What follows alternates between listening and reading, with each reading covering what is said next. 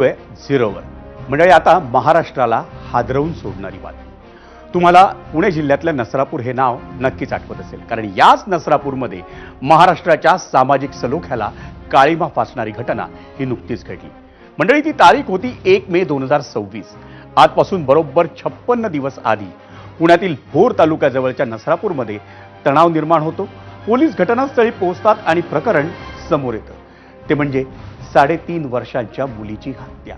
पण त्याआधी तिचं अपहरण आणि त्याहून धक्कादायक बाब म्हणजे त्या कोवळ्या जीवावर झालेला लैंगिक अत्याचार. मंडळी, या घटनेनं सारा महाराष्ट्र हादरला. आज त्याच प्रकरणात न्यायाचा पहिला मोठा टप्पा पार पडला. पुणे जिल्हा सत्र न्यायालयानं आज 65 वर्षांचा आरोपी भीमराव कांबळेला या प्रकरणात दोषी ठरवलंय. त्याआधी दोन्ही बाजूंचा अंतिम युक्तिवाद झाला. तो सुरू असतानाच न्यायालयानं आरोपी विरुद्धचा गुन्हा सिद्ध झाल्याचं स्पष्ट केलं. सरकारी पक्षानं न्यायालयात हा गुन्हा रेअरेस्ट ऑफ द रेअर अर्थात अत्यंत दुर्मिळ आणि अमानवी स्वरूपाचा असल्याचं सांगून आरोपीला फाशी देण्याची मागणी केली. त्यावर न्यायालयानंही या गुन्ह्याचं गांभीर्य मान्य केलं. युक्तिवाद संपताच वाटलं होतं की आजच शिक्षा सुनावली जाईल, पण दोषी ठरलेल्या भीमराव कांबळेला नेमकी कोणती शिक्षा होणार यावर आज निर्णय झाला नाही. शिक्षा सुनावण्यासाठी न्यायालयानं 29 जून म्हणजेच येत्या सोमवारचा दिवस निश्चित केलाय.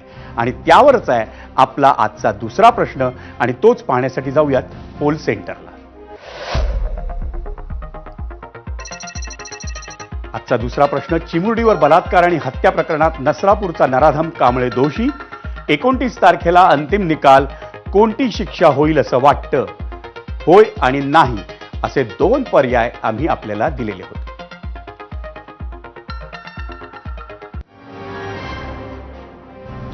मंडळी, नसरापूर प्रकरणात कोर्टातील युक्तिवादात नेमकं काय काय घडलं हे नीट समजून घेण्यासाठी आपण जाऊयात मीडिया सेंटरला.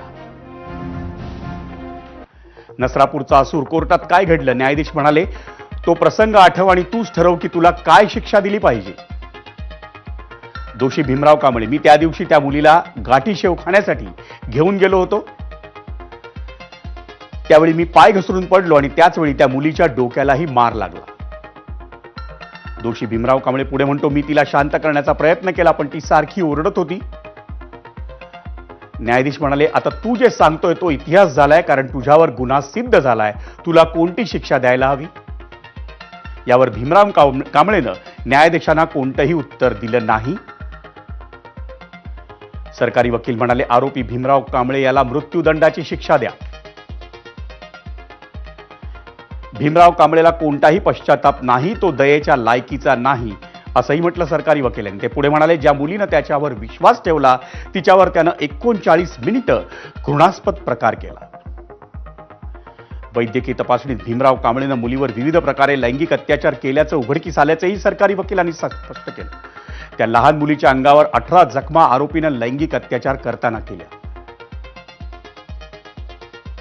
सरकारी वकील पुढे म्हणतात, आरोपीला फाशीची शिक्षा देण्यात यावी. आरोपीनं फक्त वासनेसाठी हे कृत्य केलेलं आहे. सरकारी वकील म्हणतात, आरोपीला योग्य शिक्षा न झाल्यास सामान्यांचा न्याय व्यवस्थेवरचा विश्वास कमी होण्याची भीती आहे. आरोपीला जास्तीत जास्त शिक्षा द्यावी, जेणेकरून कोणताही गुन्हा करताना गुन्हेगार 4 वेळा विचार करेल. आरोपीला वाचवण्यासाठी त्याचं कुटुंब देखील पुढे आलेलं नाही, याकडे सरकारी वकिलांनी लक्ष वेधलं. सरकारी वकील म्हणतात, कारण आरोपीच्या कुटुंबानं 2 वेळा आरोपीला सुधारण्याची संधी देऊनही तो सुधारलेला नाही. सरकारी वकील म्हणतात, गुन्हेगाराचं वय पाहता तो आता सुधारूही शकत नाही. त्याच्या देहबोलीवरून आज ताग्यात कोणताही पश्चाताप झाल्याचं आढळून आलेलं नाही.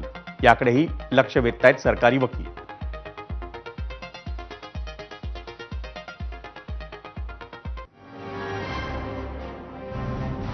आपण आणखी एक ग्राफिक्स मधून माहिती घेऊया.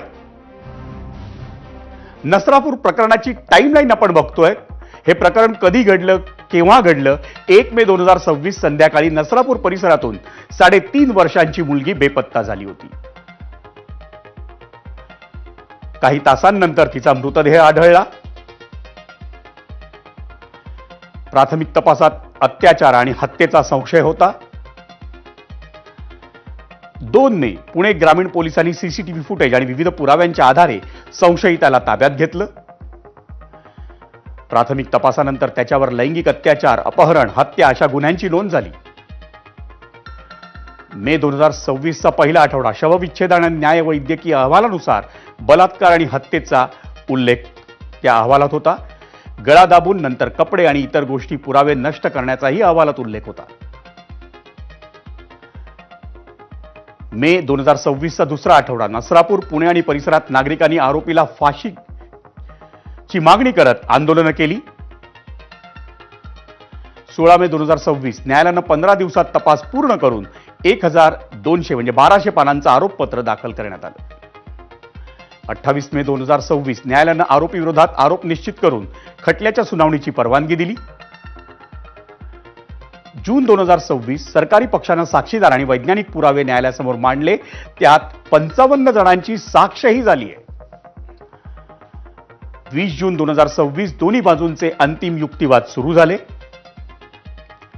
25 जून म्हणजे आज आरोपी भीमराव कांबळेला पुणे सत्र न्यायालयानं दोषी ठरवलंय.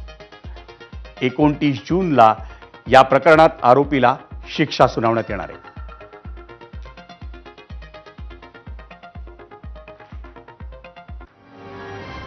मंडळी, आम्ही पुन्हा आणि अगदी आवर्जून सांगतोय की नसरापूरचं प्रकरण अवघ्या 56 दिवसांमध्ये निकाली निघालं.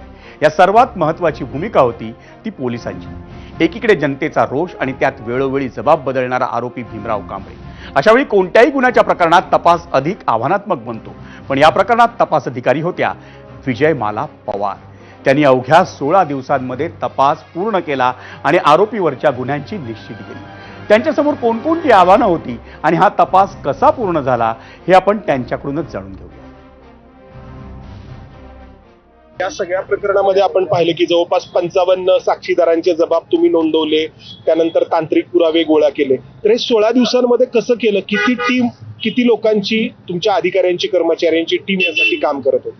माननीय एसपी साहेब होते, ऍडिशनल एसपी बिराजदार सर होते, 2 DYSP सर काम करत होते. त्याच्यानंतर आमची जी पूर्ण टीम होती, मी स्वतः, माधुरी झेंडगे मॅडम होत्या, API मोहिते साहेब होते आणि बाकीचा जो आमचा पूर्ण स्टाफ होता तो पूर्ण स्टाफ दिवस रात्र काम करत होता. या सगळ्या दरम्यान आरोपीची जेव्हा तुम्ही चौकशी करत होता तेव्हा तुम्हाला काय जाणवायचं? त्याला कुठेतरी पश्चाताप होतोय असं जाणवायचं की तो तसाच निष्ठुर आहे असं तुम्हाला जाणवायचं?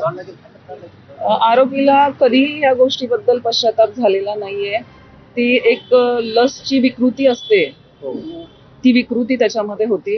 तो लससाठी कुठल्याही थरावरती जाणारा तो आहे.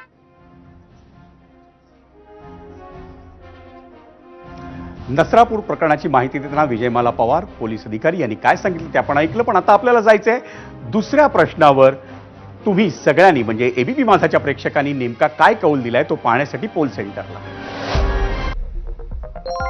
आपला दुसरा प्रश्न होता, चिमुरडीवर बलात्कार आणि हत्या प्रकरणात नसरापूरचा नरधाम कांबळे दोषी. 29 तारखेला अंतिम निकाल, कोणती शिक्षा होईल असं वाटतं? 19,000 प्रेक्षकांनी कौल दिलाय.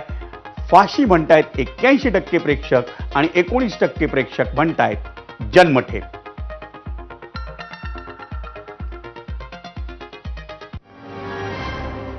मंडळी, हा पोल पाहिल्यानंतर आता 0 ओव्हरमध्ये वेळ झाली आहे आणखी एक ब्रेक घेण्याची. पण ब्रेक नंतर आम्ही पुन्हा येतोय कारण संजय दिना पाटील, खासदार संजय दिना पाटील यांनी माफीनामा दिलाय.